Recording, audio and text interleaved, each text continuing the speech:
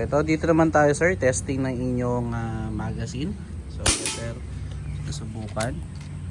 Ayun, same groupings pa rin. So yan, sinusubukan din natin yung magazine sir after nating subukan niya ng single shot. Ayan. So same yung patama sir. So Sir Jonas ng Lihan. Solid. Ganda tumama ng unit mo sir. Ayan po. Napaka smooth. 12 rounds po. Solid.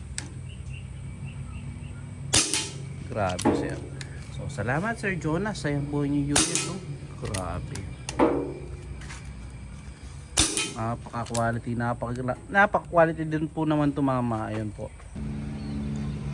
Good afternoon mga kabengbeng, sa mapagpalang araw po sa ating lahat, especially sa ating kabengbeng from Ifugao na si Sir Jonas ng Lihan. Ayan. So Sir Jonas ng Lihan, ito na po ang new unit, H2O Mini Predator upgraded na naka-battle tank na Mini Predator mga kabengbeng. Ayan. So naka 0.36 liter battle tank mga kabengbeng, at regulated po. 1,800 PSI output, then 3,000 PSI maximum input. Then folding butt stock po mga kabengbeng, adjustable butt stock and adjustable hammer spring for easy tuning. Ayun po yung kanyang output gauge. Naka BSC black powder 4x16x44 pure steel barrel mga kabengbeng. And also bago natin padala yan, syempre ating pong ititest yan mga kabengbeng. I-grouping test natin yan around 37 meters. Ayun po yung ating steel plate mga kabengbeng. Ayan, 37 meters mga kabengbeng, Mini Predator. Pero yan, i-maximize po natin yung kaya ng ating unit mga kabengbeng, 37 meters.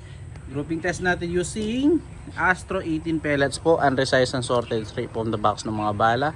So Sir Jonas ng Lihan ng Ifugao. So subukan na po natin mga kabengbeng ang inyong unit, no? Ayun po yung ating steel plates. So, first shot po tayo mga beng-beng. First shot po. First shot mga kabeng-beng.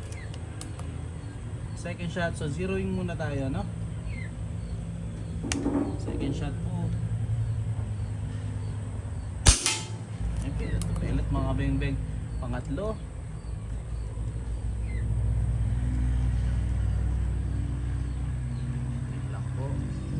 So naka single shot po tayo, no? Ay, hindi po nakalagay yung ating magazine. So 12 rounds magazine po pala ito. Third shot.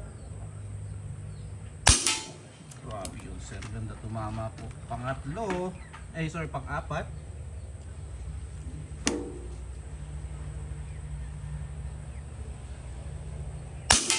Ganda tumama sir. Halos ayaw po lumagin ang ating groupings. At pang-lima. Solid sir. So 5 out of 5. Nakita nyo naman sir. Napakaliit ng grouping. Solid. Napakaganda sir. So ito po yung unit sir. So makikita natin dito. Try natin. Tignan. Ayan. So ayan po yung ating groupings. Gumalaw na lang yung ating unit. No? Ayan po. So puntahan po natin yung ating groupings mga beng-beng. 5 out of 5. Walang naging problema, walang naging flyer. Napakaganda tumama sir. Kita nyo naman po, 37 meters. Solid, ganda tumama sir. Pinakamaliit natin daliri. Cover the cover. Ayan mga beng-beng. Ayun yung ating unit doon. So Sir Jonas ng Lihan ng Ifugao, salamat po sa tiwala sir. Again mga beng-beng, peace out po.